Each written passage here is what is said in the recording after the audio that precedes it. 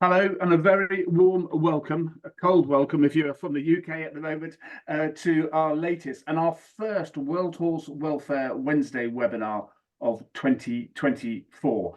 You're kind of joining us by Zoom, and of course, if you've been with us before, you'll know the normal routine. We're just going to wait for a short while till our Facebook Live listeners join us. Or viewers join us, and a very warm welcome to both Zoom and Facebook Live listeners for our first World Horse Welfare Wednesday webinar of 2024. And I'm delighted that we are joined by social media stars, Riding with Ree and This Esme, and hopefully that we've got a few technical difficulties, and potentially Gemma Owen will be joining us as well. Now, if you've been with us before, you'll know the routine, but it is wonderful that we've been running these webinars since 2020. Every single one of them is up on our YouTube education channel. And so when you enjoy tonight and other webinars, then please do share them with your friends and family. You can register through Zoom, and that's the way we always recommend people do join our webinars. But you can watch through Facebook Live, and obviously you can register for our YouTube channel, education channel as well, and we'll put a link up for that.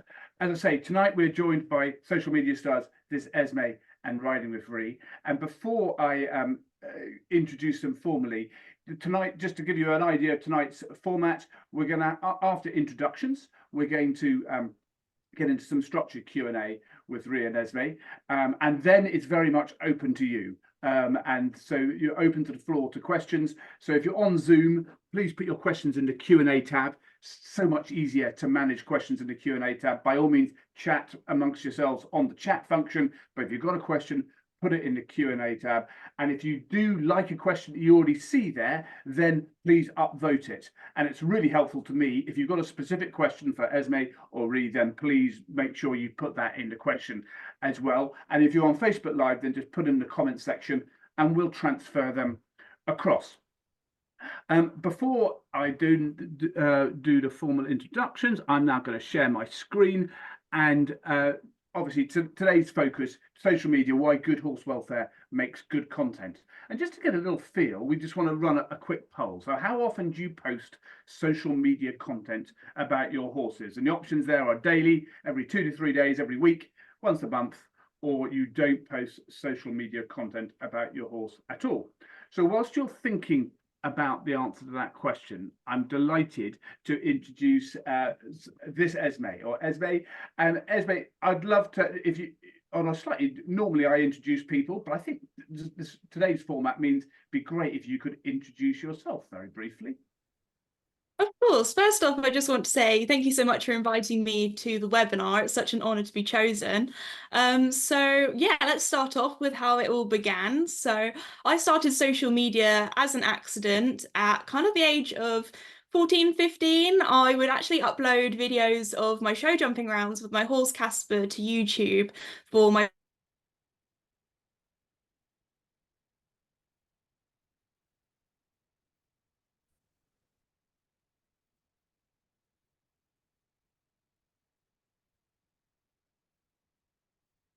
watching.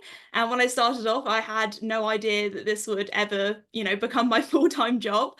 One of the first videos that got traction was a tutorial on how to tack up a horse, because I personally come from a non-horsey background. So I thought, you know what, this might help a few people. And that's kind of where it started off. Ever since then, I've basically done YouTube and social media as my full-time job since I was 18 and finished school. So I'm very, very lucky that I'm very privileged to be able to work with horses every day. Esme, thank you. That is absolutely brilliant. I lost you for a bit there. I'm not sure if others did too, but that was great because I got very much the sentiment of what you're saying. So thank you so much for that. And then Riding with Ree. Ree is based in London, marketing professional. And Ree, would you like to introduce yourself? Sure, thanks for having me, and thanks for spending your evening with us, especially on such a cold week. So I'm a marketing professional. I've done social media for my whole career, and I started I think it was about 4 or 5 years ago, I started sharing my part loan horse on my private channels, and so many of my London friends would be like, what is going on? How are you doing this? How does it work? And it occurred to me that there wasn't that much information that was up to date about part loaning in the industry.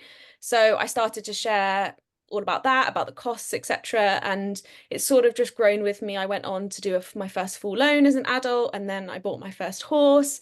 And I recently bought Harley, who is the horse you can see here in the photo, last October. And so we just sort of share as we go along what we're learning and how we're doing things. And I really try to sort of highlight brands that I think are doing really cool things in the industry with research and technology to kind of make everything better. So, yeah. Wonderful. Thank you very much. We've just had a quick message from Gemma. She is having technical difficulties, but hopefully she's going to be joining us shortly. So, Esme, Ree, thank you so much for that. So, just to get us going, so we stopped to share my screen. That's excellent. Just to get us going, Esme, how did you first get into horses? So as I said before, none of my family were ever into horses. I'm the only one, although I feel like I've dragged all of my family members into the horsey world. I was very lucky to have always lived in the countryside, and the local riding school used to actually ride right past my house. So from as soon as I could talk, I would ask for riding lessons. And I actually didn't ride a horse until a friend's 5th birthday party, because my parents always came up with some sort of excuse, like I was too young or too short. So I got to ride a horse then, and then once I turned 5, I started having riding lessons. So I was really lucky to start at a very, very young age. I've also always grown up on kind of like a small holding or a very small farm with donkeys. So I've always sort of had like a little bit of an equine aspect to my life. And then, yeah, kind of the rest is history. Brilliant. And Ree, can you beat 5? No, I can't. And I think anyone who follows me knows that. I think Esme is definitely the more experienced rider of the two of us. But I think I always wanted to ride, and I grew up in the countryside as well. And I think my mum held me off until about 11. And she sort of got into an agreement with the riding school whereby I would work in exchange for my lessons on the weekend. So I did that at a riding school. And then when I was a little bit older, I got a job at a livery yard, and I couldn't believe that I got paid to ride horses. It was like the most amazing thing. And I got a job working at a livery yard when I went to uni as well. So I just kind of kept it up. And then I had a big break when I moved to London, as I think a lot of people do. They get to that age where they're either really into the horse world or they kind of have to step away with it for other commitments, and then came back to it when I was about 25 consistently and have never stopped, which is lovely. Wonderful. Thank you so much for that, Ree. And Gemma, it's wonderful to see you. I'm sorry you've had a few technical Hello. The joys of technology, but it's great. I know, I'm so sorry. Not at all. You haven't missed much at all. I will ask you in a second when you first got into horses, but could you just very briefly introduce yourself to us this evening? So I am Gemma. I am an international dressage rider. I've been riding since I was about 3 years old. So yeah, I've done dressage since I was 8. I was selected for the Great British Pony Team when I was 11. So I've competed all across Europe, international competitions. I did the European Championships in Spain in 2021, which was amazing. So yeah, that's what I've been doing. I unfortunately lost my international horse last year, which was obviously a really, really upsetting time. But I've got another horse on lease at the moment, so having fun just getting to know her. Fingers crossed. Wonderful. Fingers crossed. Excellent. And I think you know Esme, yes? Yes, me and Esme have met before, yeah. And you have you met Rhiannon before? No, not yet. So nice Excellent. to meet you. So Nice we're all to meet meeting you. each other in this format, which is great. And so you first started getting into horses when you were 3 years old. Was that obviously parental impact there? Yeah, so both my mum and dad are into horses. My dad's into more of like the racing side.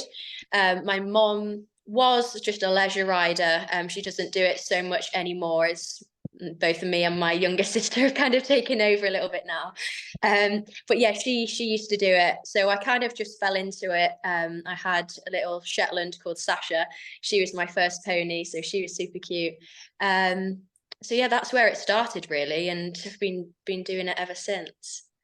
Brilliant, brilliant, excellent. So, Rhea, if I come to you first, when did you set out to be have a sort of significant social media presence, or is it something that sort of happened by chance? And if so, when did you recognise that that was happening? Yeah, it's a great question. I think because my whole career is in social media, I think when I started the channel, I was working at Netflix in their global creative marketing team. So it was part of my day-to-day job. And I just thought this is a really fun way to share another side of my life on social media. And it was a little bit of like a playground away from work, but still in a space that I loved. So at the time, I was still thinking with my sort of social strategy hat on, which was like, how do I add value to people? How do I share something that's not already there, which was the part learning, education, and advice. But I didn't really have any expectations of what it might be or what it might become. And I don't know that I ever am striving towards it being full time for me. I think, you know, making it as a creator looks different to everyone, and I actually really love my career. So I don't know that I see myself ever going like full time with it, but it's a really nice opportunity to kind of have built this. I mean, I talk about them all the time, but I absolutely love my community. I think they're really smart, they're curious, like they teach me stuff all the time. And obviously the brands that I've been able to work with, the events I've been able to go to, and the people I've been able to interview, like that's what I love about it. And that has come from people investing their time in you and making you kind of quote unquote a bigger influencer, which is obviously a massive privilege. So yeah. Brilliant. If there was one person you could interview, do you have a top 10 list, or is it? Or Oh my goodness. I'm really drawn to people that have come from maybe a different background or are doing things a little bit differently in the industry. I'm really drawn to those stories. So as an example, I interviewed a young jockey called Kanan Francis last year. I interviewed Lewis Carrier last year, who sort of started riding, you know, at his parents' house. He had like one international horse, but he was on the Olympic pathway. I interviewed Libby Seed last year, who went to badminton alongside a full-time job. Like those are the people that I find the most interesting, because I feel like there's someone out there who will watch that and go, oh my God, I didn't know that you could do that when this was happening. And it might make them feel differently about their own path without sounding too worthy. You can tell this is the first webinar of 2024 because I've forgotten how to do it. Of course, earlier I did ask you a poll question about how often you post social media content about your horses. And Basil, have you got the answers to that? So there's nearly 29%, almost 30% don't post social media content at all. But then there's a really good split across the others. So I suppose the test is, if we came back next week after the webinar, would more people be moving northwards towards daily content? But thank you so much for filling it in. It shows we've got a real sort of cross-section of people with us this evening. Gemma, could you tell us a little bit about the horses that we might see on your social media channels at the moment or over the recent past? So recently, it's just Faye mainly on my social media. She's the horse that I have on lease. She's the little grey mare. So she's super cute. Previous to that, I obviously took a lot of my content with my international horse Sirius. So yeah, up until last year, as I said, he was my Instagram model, but now yeah, Faye's taken her turn. Excellent. And when you say she's a little grey, what size is she? She's 15 too. Oh, okay. So I think she's actually perfect size for me, but Sirius was 17 too, so it's a massive difference. That's taken a while to adjust, but she's a little pocket rocket, so it's so good. I absolutely love it. Esme, when planning your content, how much consideration do you give to your horse's health and welfare before posting it? So whenever I'm filming my content with my horses, we actually have a saying where we always say horse first. And a lot of the time when I am filming my content, it's normally just me and my dad who also looks after the horses. So they kind of see us as the two food people. So it's not like a big team or a big production company or anything like that. It's just the two of us. Also, a lot of the time when we are filming videos, we're doing something really fun with the horses that they really enjoy, something really enriching. So, for example, if that's me taking them for a hack around the forest or doing a little bit of show jumping with my horse Joey. And one of their favorite videos, which has kind of become a series that actually started off when my horse Casper, he actually had an abscess and had to be on box rest. So obviously we'll always put the horse first, and I kind of was thinking to myself, how can I make box rest really fun for Casper? So I came up with different ideas on how I could like hide food in places, and I have a series on my channel called Food Battle, and they absolutely love that. That is one of their favorite videos to film because they get to have a lot of treats, obviously all in moderation. So they absolutely love that. And again, if there's ever some sort of thing where, the horses, horses are horses, they're animals. And at the end of the day, if they say, you know what, today isn't the day that I want to stand still with my ears forward, that is totally fine. And a lot of the times, if I am shooting content for certain brands, they are equestrian brands, and they understand that if I can't meet to a deadline, or some days I'll be like, okay, let's just reshoot on a different day. And a lot of the times with my job, it's so flexible, especially due to the weather as well. Like some days I'll be like, oh, I want to shoot this content, and then it's raining, so have to think of something different. So I'm very lucky that I also work for myself. I work very flexible hours, so if something doesn't work one week, it might work the next. And obviously my horse's welfare and happiness is always first. And how many horses have you got at home at the moment? I have 4. So we have my retired first pony, Mickey, who's 13 hands. We have Casper, who's a Connemara pony that I've had since I was 12. Then we have Joey, who's kind of like my main show jumping horse, who's about 16 hands. And then, of course, I cannot forget about Duke, who is actually a pony that I rehomed from World Horse Welfare back in August 2021. So he's definitely part of the family now. When we got him, he was a yearling. He'd just turned 1. And I think when I first got him, a lot of people were quite surprised when I announced that I was getting a new horse. I think a lot of people thought I was going to get some sort of fancy show jumping horse. And when Duke came off the horse box and he was only 10 hands high, I think everyone was a little bit confused. And I got lots of comments being like, why have you got Duke? You can't even ride him. But I feel like with my channel, I've shown the joys of rehoming a horse from World Horse Welfare, the realities behind it, and also all the fun things that we can do with Duke and how happy his life is with us. Yes, you could call Duke many things, but grand is probably not one. One of them, bless him. He's lovely, great characters.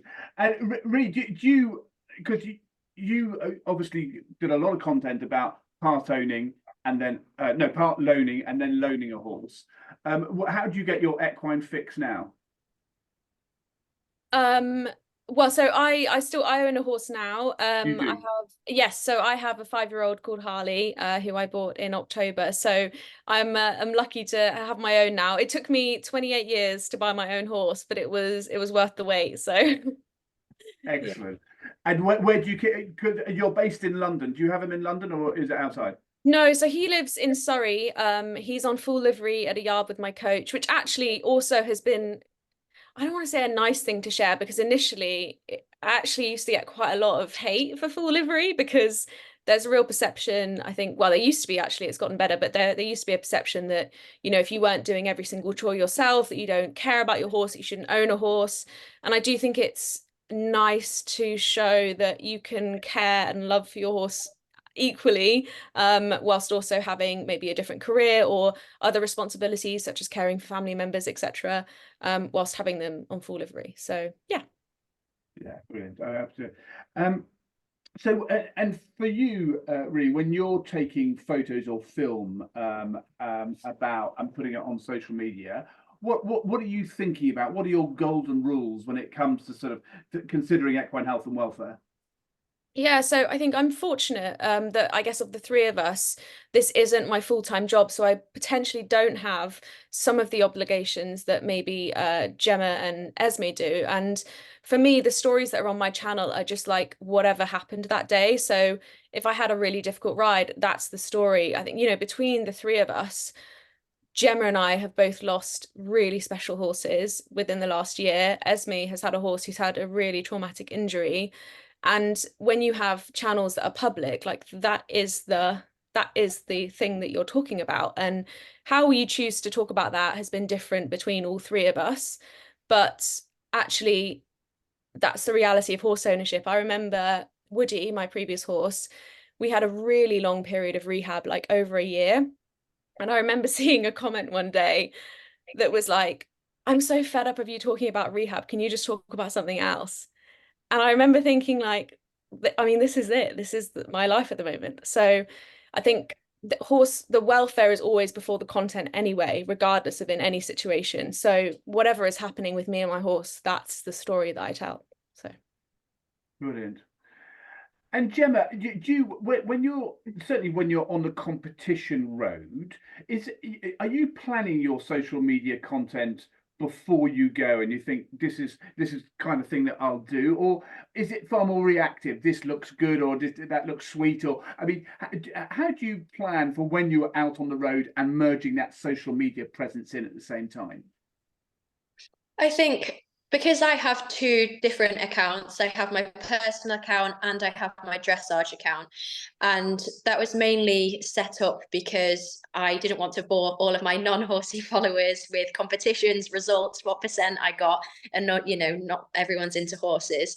So yeah, so I set up my dressage account to have, you know, two separate things going on. And that was my account, really, just sharing competition updates. I think never would social media come before competition. I think competition's my top priority. And I think if I can, you know, get some behind the scenes shots while I'm there, then if I can update my followers how I've been, you know, when I get back home, then of course, you know, I'd love to do that. But when I'm competing, when I'm with the horse, that's my time to just have all of my focus on them. And then social media kind of comes after for me personally. Fine, brilliant, thank you. Esme, obviously sometimes there's quite a lot of kit involved in recording, and how much do you sort of get your horses used to cameras and all that stuff, the paraphernalia that goes with sort of recording and making social media content? So obviously this is something that I've, you know, done for many years now. So my horses are very used to it. And when I did first start off, all I used was my mobile phone, which obviously horses see every day. As I've as like, you know, the years have gone on, we're always looking for camera equipment that's as small as possible, so it's not big or bulky or in the horse's faces or anything like that. Like we have a drone now that you can barely even hear. It's very quiet, and obviously we do everything very slow and steady, everything at the horse's own pace. I remember the first time Duke saw the drone, we were flying it very far away from him, so he couldn't even hear it or see it. Gradually moved it closer, and he actually, I remember when we first got him from World Horse Welfare, them saying like he's brave. He, like, I think one of the quotes was when we first put him with Mickey was, they said like he's fine with any other horses, he loves to be with the bad boys. But anyway, he was actually really inquisitive with it. He came like running over to it and had like a little look at it in the sky. So yeah, we have a very quiet small one now, and that's actually a piece of equipment that we don't use very often. A lot of the time it's my dad who's just got a camera like the size in his hand, and obviously, you know, the horses, they're so used to it now, and we don't tend to use like flash or any sort of bright lights very often at all. A lot of the time, as Ree said, when it comes to filming content, I'm filming what I get up to with my horses in my daily routine, or what I would be doing with them anyway. So when it comes to filming, sometimes they don't even realize. A lot of the times I've actually filmed at professional yards, and they've said to us, are you sure you've got enough content? Because a lot of the time we do very kind of fly on the wall filming, so people don't even realize they're being filmed sometimes. And Gemma, sort of, you know, when you've got a top competition horse, I mean, is that a real consideration about getting them used to, cameras and any paraphernalia that goes with making social media content, or is that very much secondary for you? I think making sure the horse is comfortable and happy with their surroundings is, always top priority.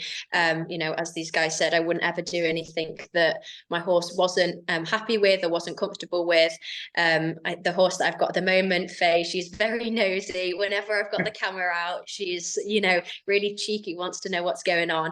But yeah, of course, I wouldn't put my horse in a position where I could see them being a little bit unsettled or anything like that. And I think with the content that I put out as well, you have to be so careful, that you're putting it out, you're educating, you're showing, the horse is being happy, and good welfare, because personally, I've got quite a lot of young followers as well. So people maybe that don't have horses, I think it's good to, show that educational side, and show them being happy, in their routine, going out in the field, being with their friends, and just being horses as well as competition horses. Because Esme, that's something that resonates very much with me. It was on your introductory slide that you're really trying to sort of mainstream the equestrian world to make it more accessible. Is that something that you think social media can really play a part in? 100%. I think one of the things that really stuck with me when I first started my channel, when I kind of realized that, what I was putting out there was affecting people. I got an email from a family in the US, and they messaged to say that they've been watching my videos for a little while. I think I was only about 17 or 18 at the time when I got this email. And they said, since watching your channel together as a family, we've moved out of the city, we've bought a horse ranch, we've all bought horses. And that made me realize how important it is that the content that I'm putting out there, I need to show the realities of what it's like to own a horse, because a lot of the time on social media, we see people going out and competing or, playing ponies, jumping over coloured sticks, when actually the majority of the time when it comes to owning horses, there's a lot of time involved, there's a lot of dedication, a lot of mucking out, as we all know. So I really wanted to show definitely a lot more of the care aspect and side of things than the reality of owning horses. Brilliant, thank you. Ree, for you, what makes good horse-related content online? Adding value. I think I tried to sort of make a promise to myself that if someone was going to spend 5 minutes with me in a day or whatever, that they would walk away most of the time either feeling really entertained by, something that feels really relatable to them, that they feel really seen, or that they've learned something. So as Esme said, you start to get these messages from people and you realize the impact you've had. And some of my favorite messages are from like parents or teenagers who are like, thanks to your budget spreadsheet, I've been able to have a serious conversation with my parents about taking on a part loan. And for me, the money side of it was really, really important. Like there was hardly any information when I wanted to buy a horse about up-to-date prices for things. And so I set up this project called Equestrian Money Diaries, which is now a Facebook group, if you want to join, quick plug, where anyone around the world can share their anonymous costs, their monthly costs for riding schools, part loans, loaning, owning, and they can share that with everyone, and we can democratize that information so that people have the tools they need to make good welfare decisions, because so many people want to make good decisions for their horses, but they don't have the information to do it. So yeah, I think the value for me, value in education. Brilliant, thank you. Lots of questions coming in, which is absolutely brilliant. Just do remember, if you don't put who you want to ask your question to, then I'll just share them around. But if you'd like to focus it on one of our wonderful panelists, then please do make sure you put that in the question. And do make sure, if you like the question that you see there on Zoom, then please do upvote it. Gemma, what for you then, we talked about good related sort of content, but obviously you've got the content and then you've got to transfer it from, however you've recorded it or whatever you're thinking about, to actually then put it live on social media. It's possibly a question for all of you, but Gemma first, how much time do you spend reviewing and editing content and making sure it's just right? I think, well, for me, I think it's probably a little bit different. I don't post that much on YouTube. So well, I don't post actually at all on YouTube. So the content that I put out is in kind of short form, you know, it's just little snippets, still photos, or like occasional, you know, training clips.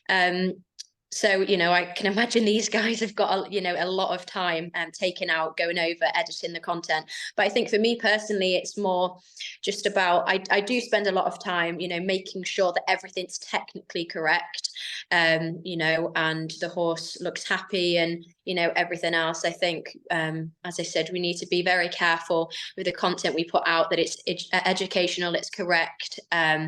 You know, so I do spend a bit of time just making sure. I often send it to my trainer and be like, you know, is this okay to post?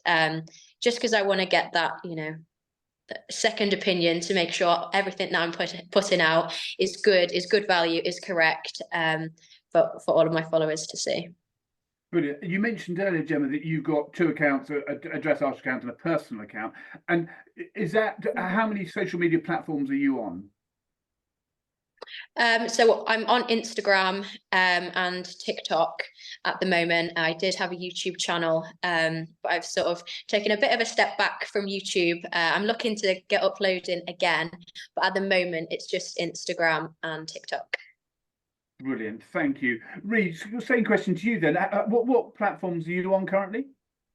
Instagram, TikTok, YouTube, Facebook, and technically Threads, but I don't really use it at the moment. Yeah, okay. So certainly four. There's four, I think there's four platforms there. Just picking up on that question I asked Gemma about time it takes to review content. Well, how much do you devote to making sure that what you're putting out, and is that a really timely exercise? Yeah, it is. I mean, YouTube, as Gemma alluded to, YouTube takes the longest because you can be filming for hours. I mean, Esme can talk more about this than me, but you can be filming for hours and end up with like 15 minutes of content to put out. And it can take a long time. Yeah. And it can take a long time to edit. I think with my other platforms, my style is like super lo-fi and kind of as it is in the moment. Like I kind of, for me, and this is sort of a tip for anyone really that wants to grow, but like you have to find what works for you. If you don't go to the yard in a really matching outfit and your hair done and your makeup done and whatever, then don't start doing it for content because you're never going to be able to keep it up. You know, just do your normal style, your normal stuff. So I think I've got into the habit now of like shooting little moments here and there. Like I'll shoot a moment with Harley, I'll shoot a moment with my outfit. I always film my rides most of the time anyway, because I look back on them with my trainer and we kind of look at things and I want to see how something looks. So I tend to get clips from that. But on the flip side, I always have non-filming days. So I think it's really important that if you are creating content a lot, that you also have days where you're just there with your horse, you're just tuned into what you're doing. Because I think Gemma mentioned it with her competition, like it can get really distracting. Yeah. And I don't think you ever want to be in a position where you're riding in a certain way or you're doing a certain thing because you're filming. And so it's really important to have a balance between the two. Yeah, brilliant.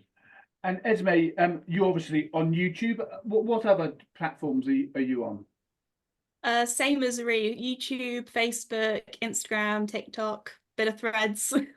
Yeah, and the time resource it takes to review stuff, does that vary for you, or is it always the same? It's a sort of a critical sort of third or whatever it is of the time it takes to actually produce the content? It really depends on what content I'm filming. Obviously, YouTube takes a lot longer to film. Sometimes if I'm doing like a week in my life video, that's literally, yeah, a week. Obviously, I'm not filming every single second of every day, just like little clips of a week. I think the content for me personally that takes the longest for me to edit is probably the vlogs that I do at horse shows where I'm presenting and filming and interviewing professional riders. 'Cause a lot of the time I do lots of quick, very quick transitions and they're on the beat, and a lot of editing and color grading goes into those videos to make them really crisp and fresh. And I feel like the videos that I personally make at home with my horses, if it's like a just a day-to-day vlog, like people love things just like, it sounds so strange, but people love watching me muck out. I do like cleaning videos on my channel, me like cleaning and organizing the yard, and people love that. So they're a little bit like quicker to edit, so it really does depend.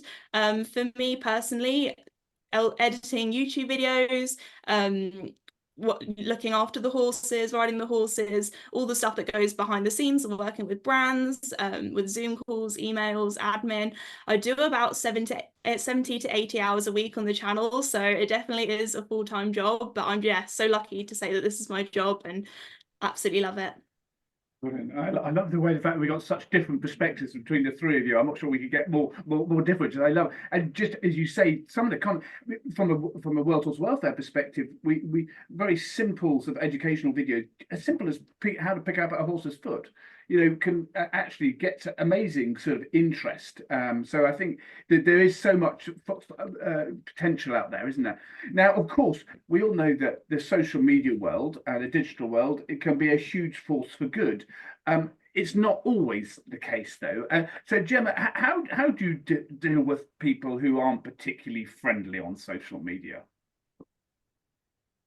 I think with my dressage account, I must say I'm quite lucky that I don't receive too much, negative comments and trolling. But I think there's always going to be that odd comment. And I think as long as you have your horse's best interests at heart, I think people are always going to have opinions. People are always going to have something to say. I think it's just the way it goes, and it's also the way it goes. Being an influencer or being a content creator, you're putting yourself out there, you're putting your life out there, you're putting your horses out there, for people to watch and potentially have opinions on, and they might have negative opinions on too. But yeah, I think it's one of them things. It's easy to say, oh, just take it with a pinch of salt, but you get 100 nice comments and then you get that one negative one, and that sticks with you. It's always the way it goes. But yeah, I think overall, if you have your horse's best interests at heart, and you're doing everything right for your horse, then people can say things sometimes. It can come from a load of different places, but yeah, as long as you're doing the right thing, and that your horse is happy, then other people's opinions don't really matter.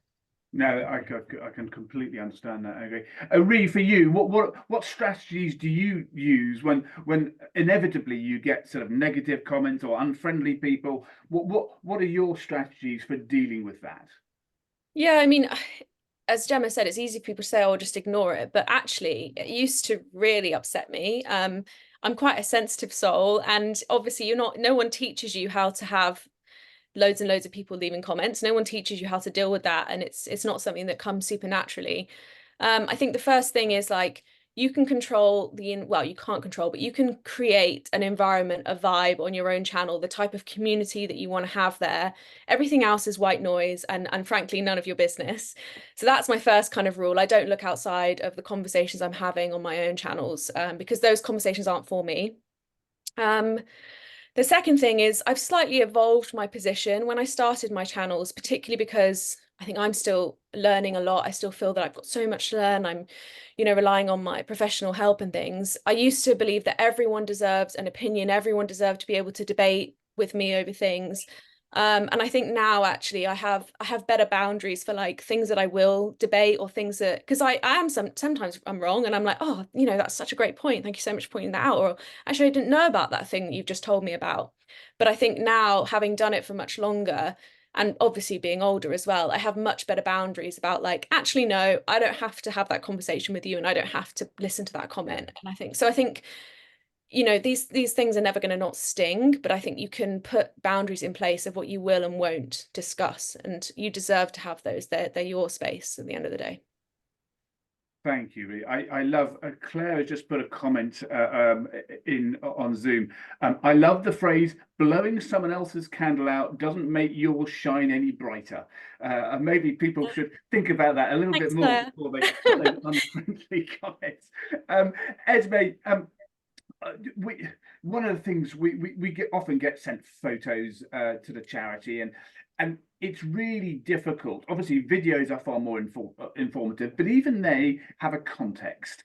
Certainly, still photos can be very much easier taken out of context.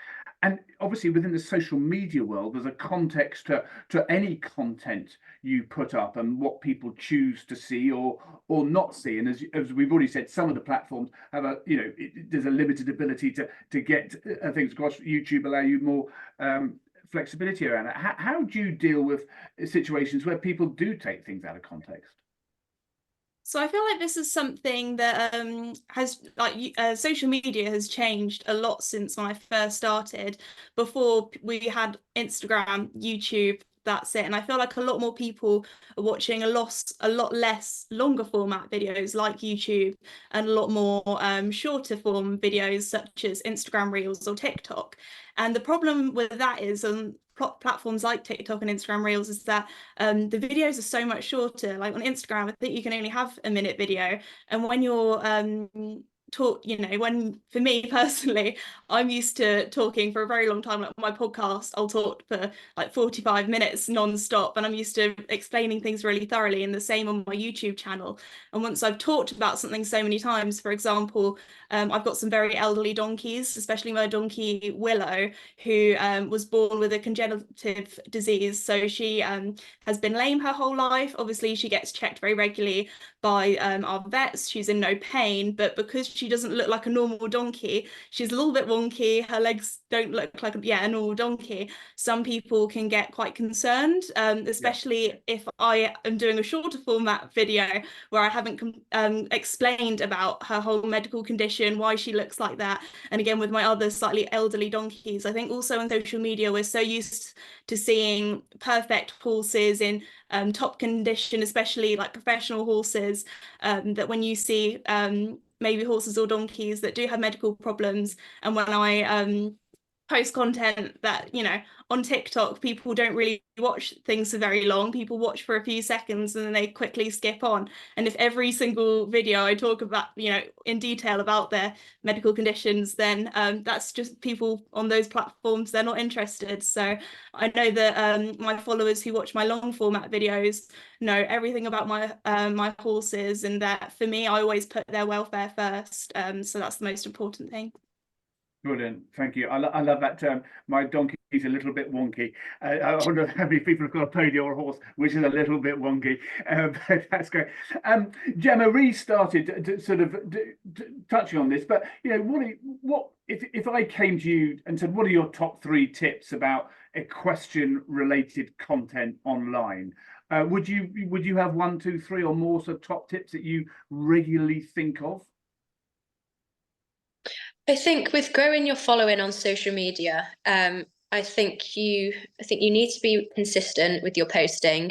I think you need to analyze what your followers like as well. I think one thing I've really learned is what I think people might like and might be interested in watching is, not what they're actually interested in watching. And I think learning what performs best on your account and knowing what your audience wants to see, I think is, a really good tip to try and figure out what they want to see. And I think just keeping your content fun and a variety, and not being the same thing all the time. Showing different aspects to the horses' lives, competition, fashion, in my case, and always switching it up. I think they would be my tips. But yeah, consistent posting and analyze your account, your followers, what does the best with your audience. Brilliant. Esme, what tips would you say in terms of getting that top tips for posting content online? I feel like there are always kind of like 3 pillars that I try and do. So to be educational and informative, but also something that's interesting, and also something that's original, and consistent as well. I feel like being consistent is a really good thing. I started, as I said before, when I was 15, and I posted every single week for about 2-3 years before I ever started earning an income from social media. It was something that I did because I loved, and I feel like that's really important. Also, do something that is different to everyone else. I feel like, as Reese said, be yourself. I think there's some people when they go onto social media, they try and be somebody that they're not. So I feel like that's also very important too. Being genuine. So I might There's just a lot add. of consistency there, Ree, you know, about being consistent, having variety, keeping it sort of informative, knowing your audience. That's obviously one of the basic marketing sort of good sort of things, whether you're online or offline. What thoughts from you? Well, I think people hear this a lot. They hear be consistent, be yourself, know your audience, find your viewpoint. But in the beginning, it can be very difficult to know what that looks like for you. And I think the way that you'll find that, the way that you'll find who you are, who your audience is, and you'll be consistent is to just to reflect your reality. So what I mean by that is don't feel like you need to copy big creators who have big cameras if you don't have a big camera. If you have an iPhone and you can only shoot on an iPhone, shoot on the iPhone. I started creating, I remember being really worried about sharing riding videos because all I had was my phone and I didn't have anyone who could film for me. So I just filmed with a Pivo. So in the beginning, everything was really fuzzy and a bit cropped, but it found its audience because I posted it consistently and people just become comfortable with the kind of content that you put out. And they're like, oh yeah, that's how Ree does stuff. I mean, Piggy March talks about this too. She's like, if all I can do is sit at the kitchen table at the end of a really long day in my dressing gown and talk about what the day's been like with the horses, that's what I'll do. And I think that's it. That's where your consistency will come from. Just reflect your own reality and everything will come, provided that you're giving some kind of value back to your audience. They will find you, and they will stay with you and they will look for that kind of content for you. So just kind of feel it out. Yeah. Really well said. Thanks. Love it, love it. Clearly horses are horses and therefore they're not always consistent. And sometimes we plan our social media content and sometimes our horses decide that actually that plan's not going to happen today for any number of reasons. Gemma, is that something that's a real challenge for you? Are you planning stuff that the horses that says, well, not today, thanks? I think with my content, I do sort of, day in the life stuff. I capture my content when I'm at the stables. I don't do YouTube, so I don't go up to the stables saying I am planning on doing this video today. I just go up, I train, and then I get my content sort of as and when it feels right. In the moment. But I think there has been times where I've thought, oh, I'm going to get a nice training clip today. I would love to put something on, with my new horse, for example. And the training session has not necessarily gone to plan, and things like that can be, a little bit frustrating when you've got in your head, want to get a few clips today, but the horse has different ideas, and sometimes it just doesn't work. Horses have bad days too, as well as we do. So I think just judging how the horse is feeling, and working between yourselves, I think is the best way to go forward. Love it. And Esme, for you, obviously you're planning a lot in advance. How often do you have to say rip up today's plan because Duke is saying something else? Well, a lot of the time, actually, as I said before, I'm doing things that my horses really enjoy and are part of their normal sort of daily routine. I'd say sometimes maybe if it's like a photo shoot and I can tell, okay, we've stood here for too long, my dad will get on his bike, we'll have a little trot along, have a little canter, like keep the horses happy, because at the end of the day, if your horse isn't happy, and that doesn't make good content. So if I do have some days, I have a day where we go out to take photos or get some content, and I'm like, today's not the day. We're just going to go out, we're going to go on a hack, we're going to have some fun. Sometimes my dad can shoot content from the bike as he's riding along with us, so my horse doesn't know that he's having his photo taken, he just knows that he's going out for a nice canter and a good time up on the hills. Love it, absolutely. And I'm just looking in the chat function for this evening, and it's wonderful to see that the webinars really are a sort of global thing, because we've got people from all over the UK. I'm not sure Amanda's always the same person from the Land's End, but we always have someone from Land's End, one of the furthest tips from the UK. But we've got people in Helsinki, in the US, in Wisconsin. Warm greetings from snowy Wisconsin, from Colorado. We've also got people from Greece, France, Germany, Switzerland, from Zurich, from Hungary.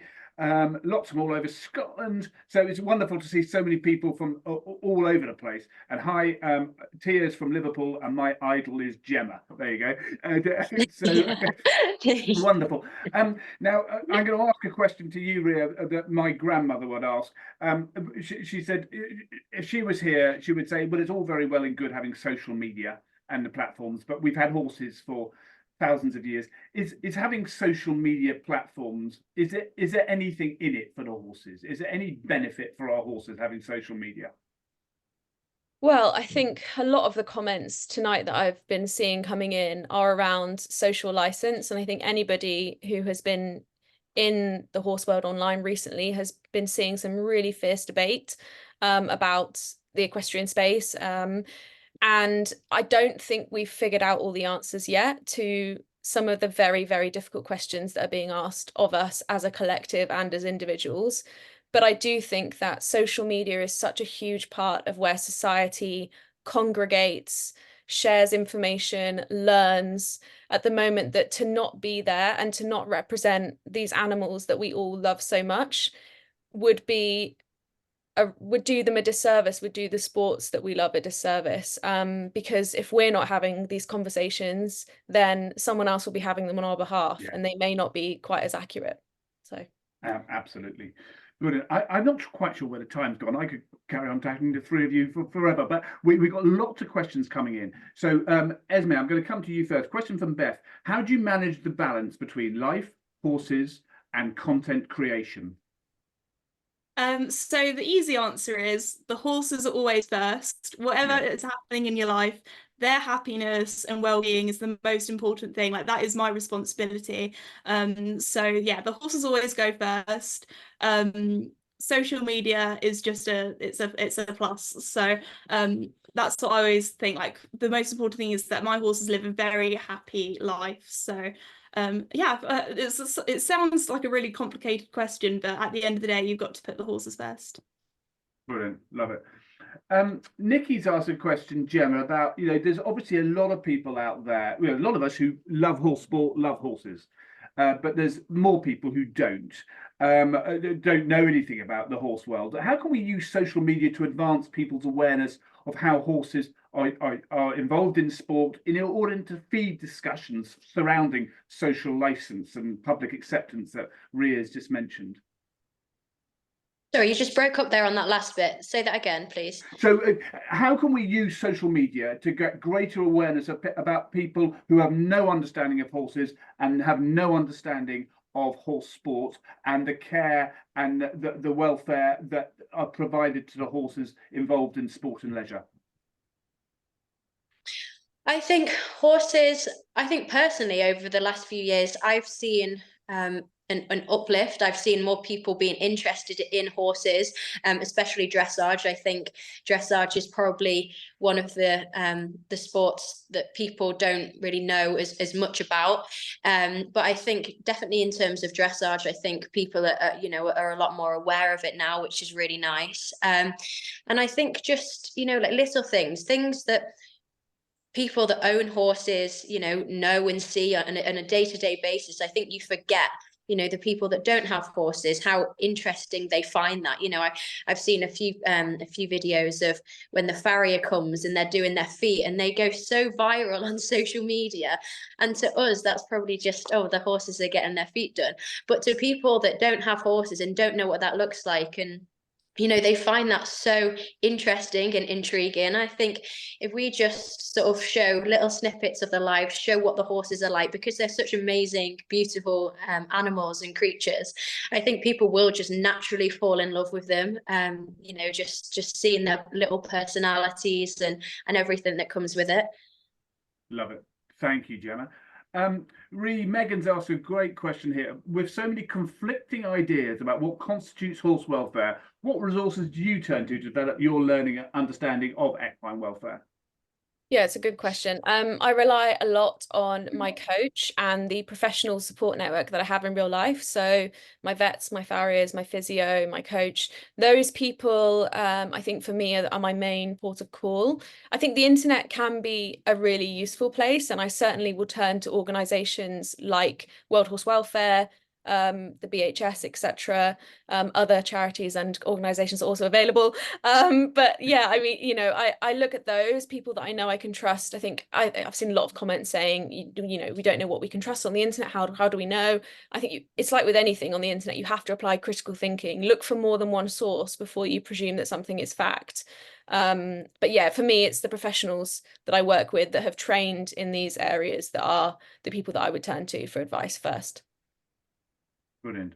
Thank you.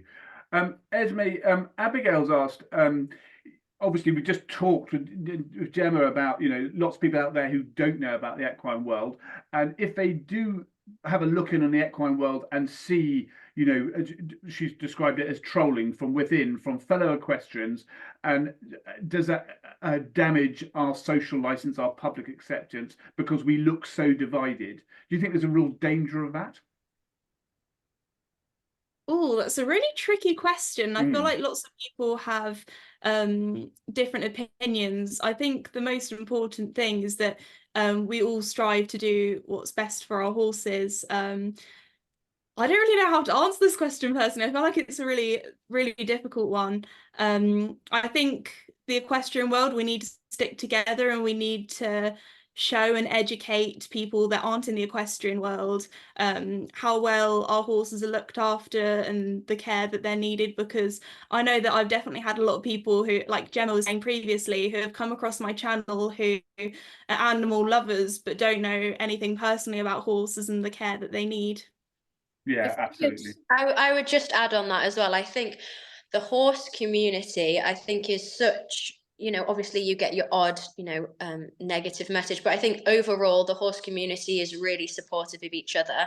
And I think it brings, you know, everyone together. When I lost my horse, you know, last year, I think that it really hit me how sort of loving and how much support everyone sort of showed to me, and everyone came in, and you know, everyone goes through bad times, and it was the first time that I've sort of, it really hit me, and I was like, oh wow, everyone's been in, you know, the same or a similar position. Everyone knows what it feels like.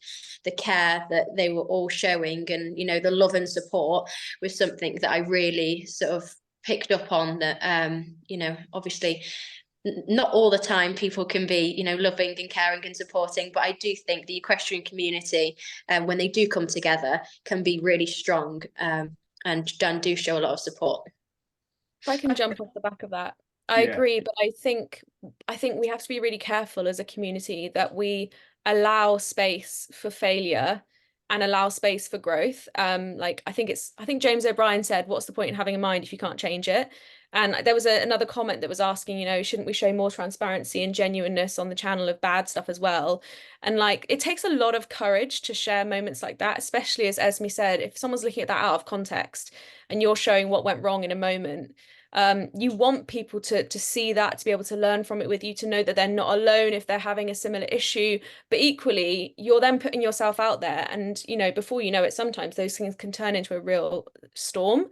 And I think it's important that we allow people to say, okay, I used to think this, or I used to use this, but I've learned, or I've changed my mind on that, and now I do this. I think we are never going to be able to move forward as a community if we don't allow that kind of growth, and we're hanging on to like moments in people's lives. I mean, I'm not thinking of anyone in particular, but you know, I think that's an important part of this conversation as well. Absolutely. Gemma, this is not a particularly social media related one, but Lisa's asked and people have upvoted it. What are your equine goals for the coming year? My equine goals are to compete internationally again. You know, I obviously my last international competition was with my old horse Sirius, so I would love to get my current horse that is on lease at the moment. I'd love to you know, train her up the levels and compete her internationally. She's quite a few levels below Sirius, while she's competed in sort of advanced medium level, sort of training more of the advanced medium PSG stuff at home. So yeah, to get her competing internationally would be my absolute aim. I miss them kind of competitions. It was the most fun, you know, traveling with your friends all around Europe. It's something that I really miss. Brilliant. Oh, well, very best of luck with that. Thank you. Esme, Abigail's asked a question which has many parts, so I'll probably split it up. But clearly, the digital world, there's some very good information out there, and there's some less accurate information there. How can people trust, especially within social media, what they read and see? How would you suggest that they make sure what they're reading and viewing is actually correct? First off, I just want to say a quote that I like to use a lot of the time on the channel is, when it comes to horses, nobody knows everything. We're always learning when it comes to horses. And there's also a lot of different ways of doing things. And I actually have like a series on my channel called the Beginners Series, where I talk about very sort of basic horse care. And a lot of the times in my videos, I reiterate, if I do something different to you, sometimes it doesn't mean that it's wrong. I always say, make sure that you and also ask questions, especially when it comes to like people at their own barns or yards with their own trainers or instructors. Always ask why somebody does something. I feel like that's a really interesting thing, because again, all horses are different. Some things work for some horses, some things don't. So I feel like, yeah, again, I feel like always asking questions is a great thing. Yeah, absolutely. Especially with qualified professionals. I just want to put that out there. Reed, Abigail's also asked about, sometimes people put up content which people, none of questions would find entertaining, but actually to questions that then not look good because it's either poor welfare, they're unhappy animals, or whatever. I mean, how can we better manage, that putting up genuine content that's not going to actually give the completely wrong impression? Yeah, I think most content creators you would speak to in this year would say that they are really conscious of how parts of the sport come across that maybe people wouldn't understand. I actually don't have any specific examples that I can give you, but I do think a lot of people are really conscious. Like the girls have said before, everybody in our community, the horse community, is really conscious of how we appear to the outside, and that it's really important that people understand what's happening when the horses are doing dressage, for example. So I think it's up to you. Obviously, you can't be responsible for everybody else's content, but you can be responsible for what you put up and making sure that there is context there. And if there isn't context, is that really the right clip to be showing what our sport looks like? And just having that in mind when you are creating content. Not sensationalizing content. Yeah, absolutely.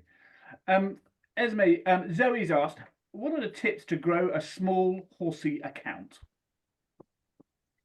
Oh goodness, we kind of talked about this previously, but I'll give my best shot at.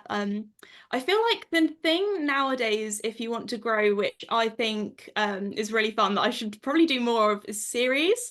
A lot of the time, if you do like a series, people want to come back for the next episode. So often people will maybe follow you to see what's happening next. So as we were talking about before, like planning content and things changing, when my horse Joey had a really horrific injury, I was going to say last year, it was back in the end of 2022 now. I did like a little bit of a series all about his journey of getting him back to being the healthy Joey that he was before. So I kind of did like a bit of a rehab series all about how I was tackling box rest with him, our first time taking him in the arena and doing in-hand work, his first time being out in the field, his first time where I could ride him again. And I think also having a personality and showing off your horse's personality, I'd say is really important for an equestrian account as well. I feel like my horses are the main reason why people love coming back to my content. They're all very invested in my horses and in their story, especially Duke from World Horse Welfare. People love seeing like what he's up to now, hearing about his story of why he went to World Horse Welfare in the first place, and how he's getting on, especially as he's quite young as well, and how he's doing with his in-hand training. So I think having a series and also people getting invested into your horse is a really good way of growing on social media when it comes to horses. Brilliant. Thank you, Esme. Gemma, Adele's asked, how many horses have you owned, and how many hands is the biggest horse you have ridden? You said 17.2. Can you go higher? You know, 17.2 is the highest. Yeah, Sirius was 17.2. He was a really big boy. And how many horses have I owned or have at the moment? How many have you owned? The question is. Oh wow. Oh God, I don't know, maybe 7, 8. Yeah. From sort of like Shetland ponies to now. I would say I don't know I don't know exactly, but I would say roughly 7 or 8. And Yeah. do you have a favourite? Well, my favorite was Sirius. Yeah. But yeah, all of them have taught me so much. The ponies actually have taught me the most. You know, they always say like the smaller ones, they're the most cheeky, they're the most naughty, they're the most hard work. So yeah, I think definitely the ones that I had when I was younger set me up for what I'm doing now. Yes, the smallest ones are the most hard work. I love that as a quote. But as Esme says, you know, we never stop learning when it comes to horses. Well, when it comes to life, but it's certainly true when it comes to horses. Freya's asked, there's obviously quite a lot of crossover with the questions we're getting, but it's great to sort of reiterate some key points. But Freya's asked, what's the best thing to post about your horse to grab people's attention? Oh, I don't love that phrase, grab people's attention, because that only because, and no shade to Freya, thank you for the question, only because it makes me think of like people posting their falls and their horses rearing and like great, like things like that are really sensationalist, or pushing their horses beyond their limit by riding in a dinosaur suit or something like that. So I think the best thing to post about your horse to get good engagement is the story that is going to be most relatable to somebody else. So something that feels broad, but is equally specific to your horse. That sounds like an oxymoron, but what I mean is, if you have a 5-year-old and you're learning something for the first time, there will be someone out there who is probably struggling with the same thing. Or I posted one the other day, for example, that was the first time that I cantered in an open space on my 5-year-old, and I talked about how I've owned him since October, and that we should normalize taking our time and like not feeling we have to do this thing. And there were a lot of people in the comments who were like, oh my goodness, like I really needed to hear this, blah, blah, blah. So I think it's these personal things that feel very personal to you and your horse's story, but also will resonate with others and feel, yeah, I think so. Brilliant. Esme, this is a bit of a loaded question from Facebook. Would you get another horse from World Horse Welfare, from Natalie on Facebook? I would love to get another horse from World Horse Welfare. Obviously, before doing that, I would need to make sure that I have the time commitments to be able to care for another horse. So I don't know if that would be anytime soon. However, I am going to be visiting some more World Horse Welfare rehoming centres this year. So you never know. I might have to make some time for an extra one, but we'll see. At the moment, I am focusing on my main horses, and obviously little Dukey as well. Although I think Dukey might like a friend. I just wanted to also talk a little thing about what Ree was saying before, just add into that when she was talking about like kind of shocking content. One of the videos that I get asked a lot to do is a Chase Me Charlie video, which personally I haven't filmed, and I don't think I ever will, just because I personally don't agree with it. I think a lot of people would want me to, you know, jump Joey as high as he possibly can and push him out of his comfort zone, or which could potentially put him into a dangerous situation. But also I don't like the idea of how, I don't know, the last jump goes down, it kind of ends on a negative. And I think a lot of people are very interested in kind of like, as Bree said before, like shocking content or things that maybe puts a horse in danger, which obviously is not good at all. So I think that's also something to be kind of wary of and think about when it comes to social media, to, you know, don't do things for clicks and views if it's going to put your horse's welfare, you know, out of, yeah, if that makes sense. No, absolutely. Possibly a question for all of you. I mean, Gemma, I'll come to you first, but Abigail's asked a question: how much veto power do you have over images taken by sponsors or collaborators? If they really like an image, but you don't because the horse doesn't look happy or any other reason? Oh, I think that's a hard one. I think with sponsors, you know, it's a bit better because obviously they want, you know, they have your best interests at heart, and you know, and you work closely with them. But I think going out competing is something that I've had a few sort of experiences which have not been, you know, that great, you know, of people videoing me warming up, or you know, and if someone has a phone out clearly, but it's like it's the sneaky videos of, you know, if you're warming up or when you're doing your test, and you know, when you've just come out and you've finished, and things like that, I think is more where I think the equestrian community needs to be better at. Yeah, I think in terms of sponsors, you know, they're normally on your side, they want your best interests, but yeah, as I've said, I've had a few sort of situations, dealings with where people have been taking sort of sneaky clips, you know, of the warm up of a competition and stuff like that, which is something that you don't really want to be thinking about just before you're about to go and compete and do your test. But I guess, you know, it's something that comes with it. But yeah, it can be frustrating. Brilliant. Thank you, Gemma. Ria, this is probably one for you because Leanne's asked about, have you got any tips for part loaning or co-owning a pony with a riding school? Oh, yes. Well, actually, shout out to our riding schools. I don't think they get enough credit in the UK, and they are often one of the best places to have a part loan if it's your first one, because you have this wonderful safety net of experts who know that pony so well and can help you with everything if you get stuck. So I think they're a really good place to start.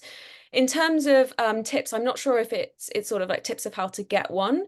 So not every riding school will have horses that you can part loan, but often there will be. So it's worth just ringing them up or visiting and asking. And often if you're there having lessons, they will be able to pair you with a pony quite easily.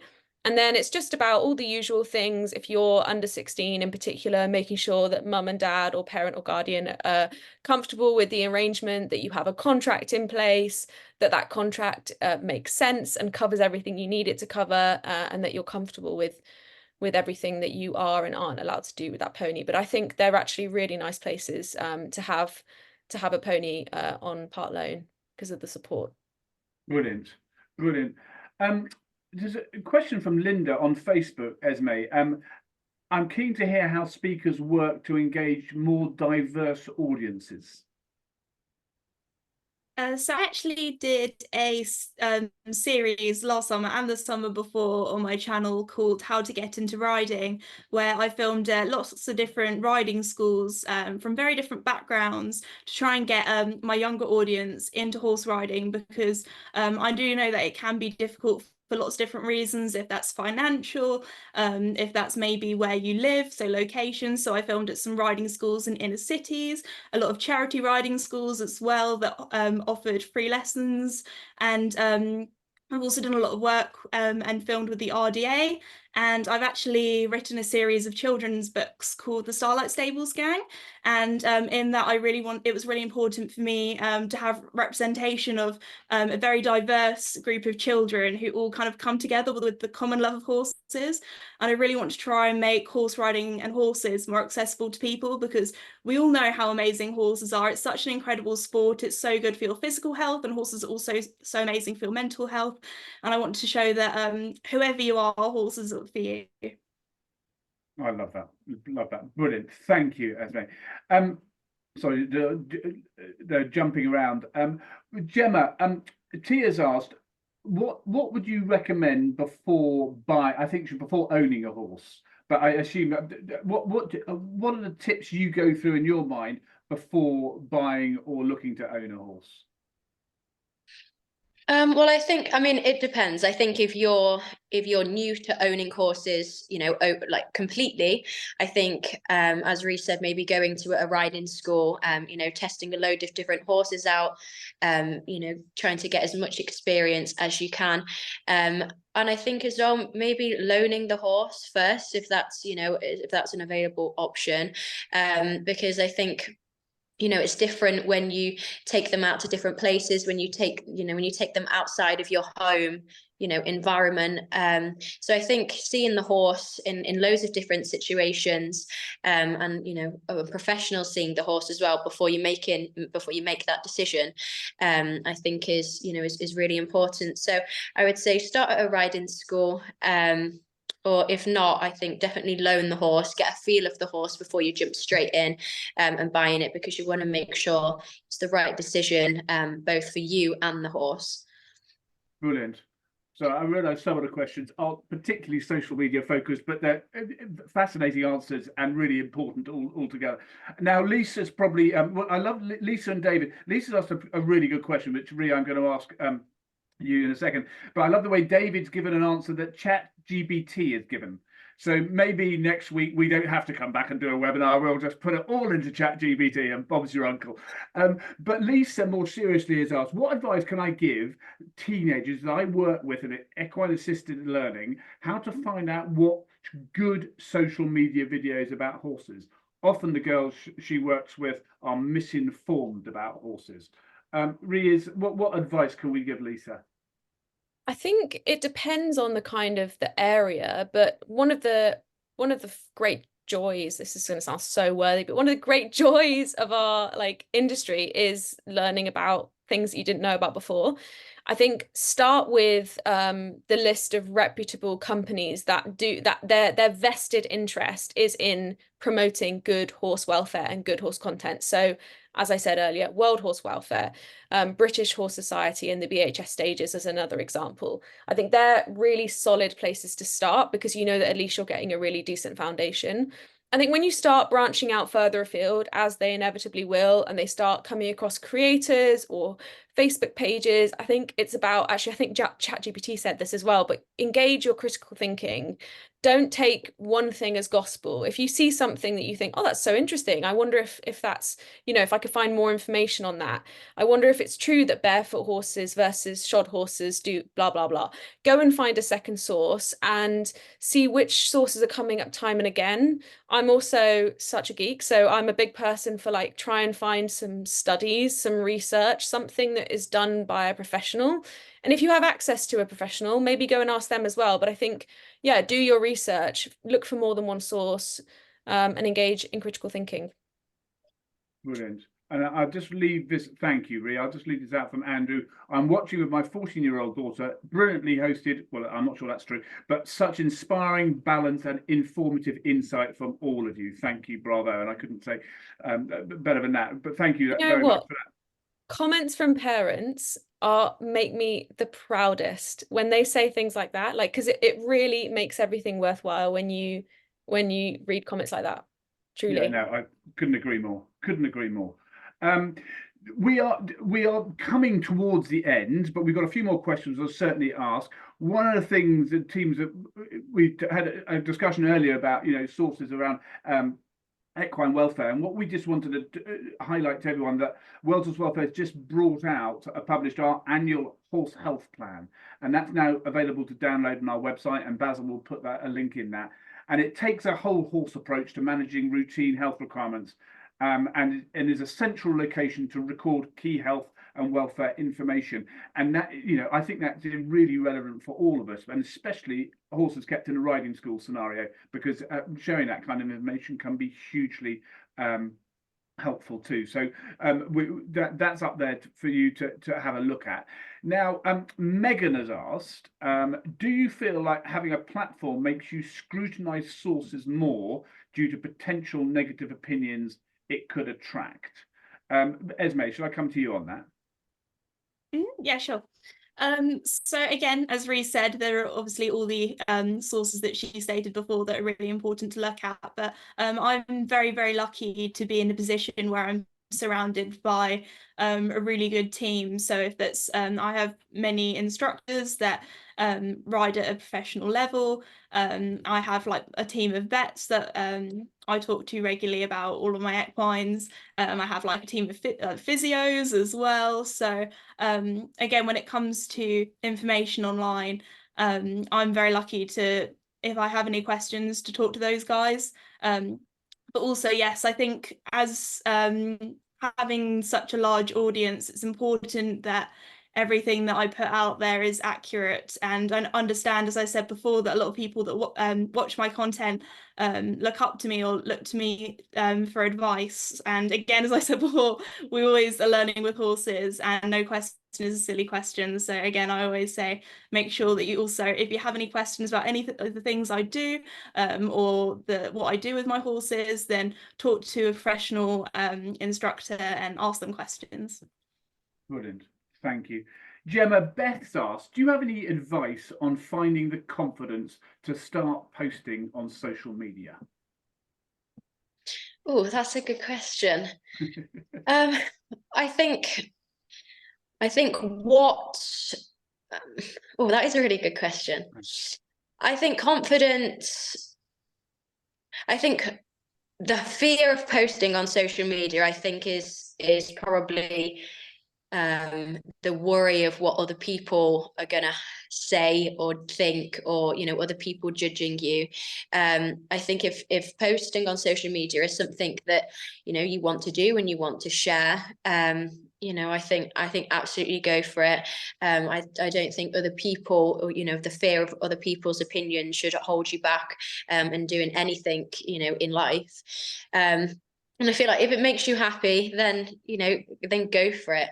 And it's nice as well to have social media content there to look back on as well, to reflect, to see your progress, and for other people to see your progress too. So I think if the confidence, if you're sort of worried because of other people's opinions and what they're going to say, then you should absolutely ignore that, go for it, and you'll get confident as it goes on. Brilliant. Do you mind if I quickly jump in Yeah, there? go for it, Elsie. Oh, please. Thank you. Just because I started social media back when I was about 15, and believe it or not, I wasn't very chatty at that age. I was actually very, very shy. And my first few years of posting content on YouTube, I didn't even really show my face. It was often just videos of me riding, or if I did care videos, I didn't really film my face much. It was more kind of me behind the camera showing what I was doing. So if social media is something that you want to do, I'd say just take everything at your own pace. This sounds really sad, but I had so much fun filming and editing videos. I think I spent a year of making videos and I didn't post a single one before I started uploading them to YouTube. So that was videos where my face was in and I was vlogging a little bit more just to get my confidence up a little bit. And I also started social media in a little bit of a strange time where if you did have a YouTube channel or vlogged, that was kind of a weird thing to do. And I did have kids at school tease me or make fun of me. And if I'm completely honest, it was something that didn't bother me because I also got made fun for riding horses and being a horse girl. And at the end of the day, if it's something that you enjoy, then and it's not hurting anyone, then it shouldn't, upset you, because this is my passion. Everyone has different passions. Everyone's different. And if everyone was the same, then that would be really boring. So for me, I just, went for it because it was something that I enjoyed, and I definitely don't regret it at all. Brilliant. I absolutely love it. Related to that question, David from the Horse Tech Conference, so he said, are there any useful resources that can help an equestrian understand and get competent with social media? It depends what part of social media. For me personally, when it came to learning how to edit for the first time, beyond things like going to Adobe and watching their tutorials, I would actually sit and watch YouTube videos from, actually the first time I went to interview someone at a yard, I'd never interviewed someone before, I'd never edited an interview, and I sat down and I watched some of my favorite interviews that I'd seen over the years. So there was one from Vogue, there was a great one from, can't remember the name of the company, but whatever. It was a really great editorial interview. And I sat there and I took notes on the cuts. I took notes on the kind of shots that they made. I took notes on the way that the camera moved and how they edited, whether they had 2 shots or 1, all this stuff. And I think doing stuff like that, sometimes being an equestrian content creator is just being a content creator, and there's inspiration everywhere. You can learn a lot from other industries and other content creators. And so much of it is about observing how other people do things and being like, oh, I wonder if I could try that and try that. So I think that would be my advice beyond the usual like tutorials and stuff like that. Yeah, brilliant. Listen, we are coming to the end. There's other questions. There's a few, well, I've rather amusing ones. Well, Gemma, you never get into jumping, and Esme, how you did your schoolwork when you were doing all of this social media content. But we haven't got time to do that. Maybe next time. But we've, as ever, that has been absolutely superb. And as Andrew said, there's so much sort of valuable content. Ree, if I come to you first, I mean, what would be your sort of take-home message from what we've discussed this evening? Oh my goodness, we've discussed so many different things. Yes. I think if you're looking at starting a channel in 2024, do it from a place of being reflective of your own lifestyle, reflective of who you are, the message that you want to share. Be conscious of social license. And just to tap into one of the most recent questions, do think about your security. We haven't touched on it, but think about the things that you are and aren't willing to put online, because once it's up, it's up. So, be smart. Like, don't be sharing locations. Don't be sharing road signs. Don't share too much of like a journey. Like, things like that are quite important. And if you are on a livery yard, make sure that you're being really cognizant of the people that you're around. Don't be filming everybody in the background. Don't be filming everyone in your lesson. Like, consent is really important. So and that's sort of a weird downer to end it on. But yeah, be yourself, but also protect yourself and protect people around you. Brilliant. Esme, what are your thoughts? I think this has been a really fun discussion. I just want to say thank you again for having me. And I just want to say how well Rhea and Gemma have talked about some interesting subjects that we've talked about today. And I think it's just been really good. I feel like Rhea's done a really good job at summarising everything up, and I don't want to repeat what she said. But I just want to say thank you for having me, and it's been a blast. Oh, well, thank you. And Gemma, what are your final thoughts? I think the final message, if anyone was going to take a message from this, I think horses come first always. Horse welfare, horse happiness should be everyone's top priority. I think the other girls have summed everything up amazingly. I think it's been very actually insightful for me as well to hear these guys, opinions and how different, we've got a different point of view, all three of us. So I think it's been really interesting to hear these girls' points of view as well. And I hope it's been good and you've enjoyed chatting. Yeah, well, personally, I've loved it. I could go on all day. But thank you. Well, thank you to everyone. We've got through over half of the questions. I'm sorry we didn't get through all, but thank you so much for being so engaged through the questions. It's been absolutely brilliant. And, the last hour and a half for me has absolutely flown by. And I think the things that have, as the team have just said, about being yourself, putting your horses first, avoiding shocking content, being consistent, obviously a variety, and being very mindful of security are just some of the few tips. But I think that being yourself and putting our horses first, it must be the top two commandments that seem to have come through, which is brilliant. And so all I can do is thank Rhea, Esme and Gemma. You have been absolutely first rate, brilliant, tip top, wonderful. And so I can't we just say a thank you to you as well, Roly, and the rest of the world. I just sit here and try and read out.